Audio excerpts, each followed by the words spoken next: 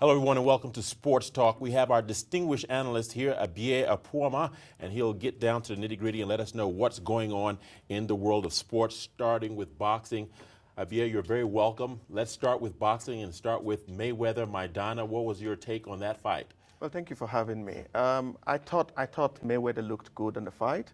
I also thought Maidana looked really good in the fight as well. I mean, Maidana in his previous fight had done really well against Mayweather protege. Adrian Broner. Adrian Broner, yes. And I thought he came with the same plan. Obviously, first 6 rounds went to him, in my opinion. And then Mayweather came around and did very well towards the end of the fight. I thought the difference was quite small, if anything, to be honest. All right. For those people who would say that Maidana won that fight, what would you say to them? Well, I don't actually believe that he did. I thought it fizzled out towards the end, Right. and you know, as analysts, we look at it from a distance and think that what we see is what really happens. But Mayweather did very well towards the end of the fight, and Yes. I thought he had the punches, and I thought he evaded most of the direct punches that came his way from Maidana. I have to agree with you there. I had Yeah. Mayweather winning that fight, especially the last 6 rounds, Absolutely, clearly, without a absolutely. doubt. Speaking of boxing and the controversy, we cannot continue without talking about Pacquiao and Bradley. Yes. Now, the media and the whole world saw Pacquiao winning the first 2 fights. I didn't see it that way. I just have to ask you your opinion. Well, what first 2 fights? Well, the first fight, obviously, Bradley won. They Yeah. say Pacquiao won that fight. I had Bradley winning that fight, and I had Bradley surprisingly winning the second fight. But it seems I'm alone in that opinion. Yeah, well, I suppose I'll beg to disagree with you. I actually thought it was quite overwhelming. If anything, I actually thought the first fight was perhaps more conclusive than even the second fight. I thought it was an uproar, basically. People just could not believe that Pacquiao did not win that fight. Right. But the second fight, I mean, he came back, he executed his plan. People were waiting to see a knockout. But Pacquiao won't be knocking out everybody. We all know that. And Bradley is a tenacious fighter. Yes. But I did see Bradley a little bit more aggressive than Pacquiao in that fight. So I don't see how I saw it as a very close fight. I never saw Pacquiao dominating that fight. But if you're going to give it to Pacquiao, I guess you're going to give it to Pacquiao. But I still had Bradley over. I suppose what you need to look out for is what the loser does after the fight. Right. Bradley came out of the fight and he praised Pacquiao. I Right. think he knew he was beaten. And if the fighter who's lost knows he's been beaten, what else do we have to say? What else can you say? Yeah. Okay. Now the fight we've all been waiting for, and will we ever see it? Pacquiao versus Mayweather, and why? I'm afraid it won't happen.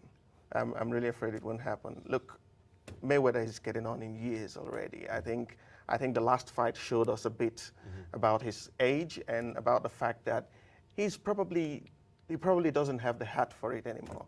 I think he'll probably go out, perhaps fight Amir Khan, and you know, take his money and go off into the sunset. All right.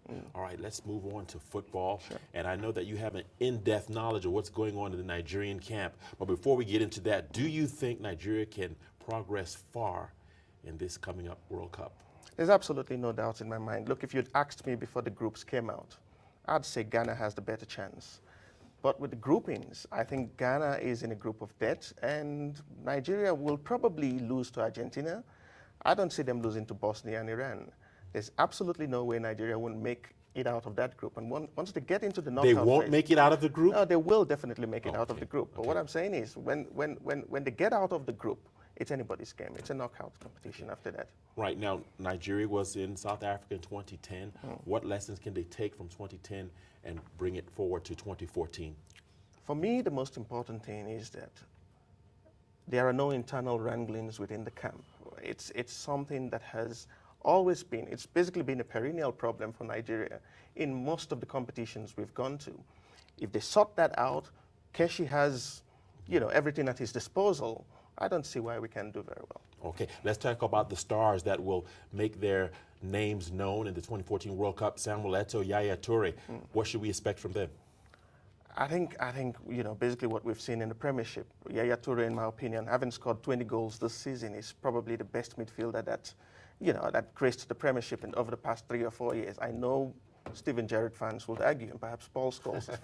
But, you know, I mean, Yaya Toure, for example, not being in the Manchester City team, you know, gives you, I mean, you can see that there's a difference in the team if he's not around. I think he's a wonderful midfielder. We'll see the best of him in the World Cup. Eto'o has gone unbeaten years now. I think it might be difficult for Eto'o to, you know, replicate what Roger Milla did years ago. But you never can say. This is football. Now, these players, where are they most comfortable in your opinion? We know Messi doesn't seem to perform as he does with Barcelona when he plays for Argentina. Yeah. Is that the case with the Yaya Toure and a Samuel Eto'o? Not necessarily. I think with the Yaya Toure has always been dominant for the Ivorian national team.